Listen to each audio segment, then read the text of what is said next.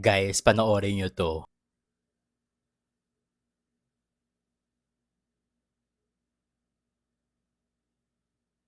Nare-relax ba kayong manood ng ganyang video? Kung oo, naku, i-check out nyo na itong nasa yellow basket ko sa baba. So, eto siya. Hindi siya kamukha ng incense burner na nasa video kanina na pinanood natin. Pero same din naman yung effect niya. And as you can see, ayan, ito yung design na napili ko sa yellow basket. Para siyang bundok. May bahay dito, ayan, may puno. At dito mo sa tuktok ilalagay yung insenso. At dito naman bababa yung usok na parang waterfall.